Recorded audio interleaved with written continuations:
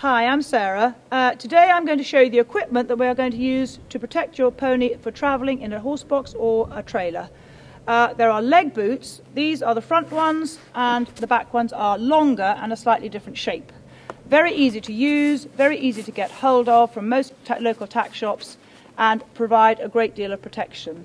Alternatively, we have bandages and Gamgee, which again you can get from your tack shop. To make sure when you're bandaging that when the bandage is rolled up, the Velcro goes back in on itself. If you close the Velcro over, then they don't get furred up and the Velcro keeps working. And then roll the bandage up firmly inwards, and then the bandage will roll onto the leg and be easy to apply. So the leg protection that we have on this horse today to go to this show, on the off side we have protective boots. On this near side we have bandages with Gamgee underneath to protect the leg and provide support. We have a knee boot on the front, a kneecap and a hock boot on the hind leg. It's not going to kick me. And an overreach boot to protect the coronary band. So we're now going to bandage the leg, and we have some Fibre G, which is, hang on a minute, Fibre G, which you can buy in your local tack shop. There is Gamgee that you can buy in your local tack shop or in a chemist. The Fibre G is easier to use because it can be reused and washed. Now, when you put it on the horse's leg, bring it round the back of the leg and tuck the back bit inside, and the front will be pulled towards the back. Your bandage is then going to be rolled on in the same direction as you have laid the Gamgee. The tension is important, that you keep the same feel of pull on the bandage the whole way. You start at the top and work down the leg, go down below the fetlock to protect the leg, and your Gamgee will cover the coronet, and the bandage should be finished at the top of the leg, just below the knee. And with the Velcro that most of the bandages have now, it makes it very easy to close them. Put the kneecap on. The top strap goes above the knee and as tight as it can go. This strap has elastic in it, which means that you can pull it fairly tight and it won't be restricting the knee. Stand. And always put the ends through.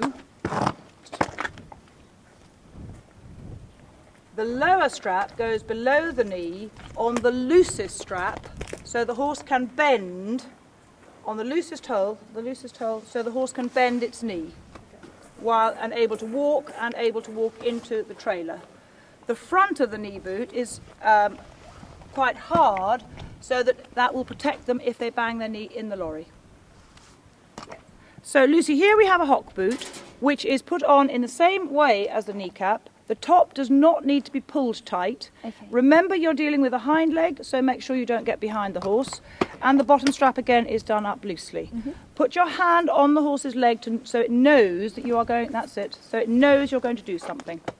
That's it. And the top one, you have to push through.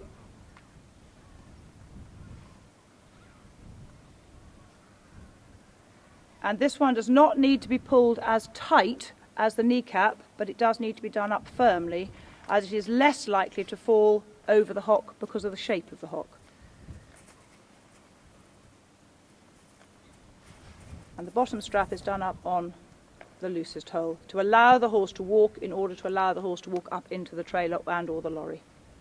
And again, always put the keepers in. So now we're going to check that the equipment is on, that the top one is done up tight. This has elastic, which will allow it to move a little bit. The bottom one must be loose so that the horse can bend its leg up. The bandage is down, protecting the coronet with an overreach boot as well. The padding on the hind leg is over the coronet band. It does not need to have an overreach boot on the hind leg. And the hock boot is firm at the top, and the second strap not quite so tight to allow them to walk. And this protects the point of the hock, which is what gets damaged in the lorry.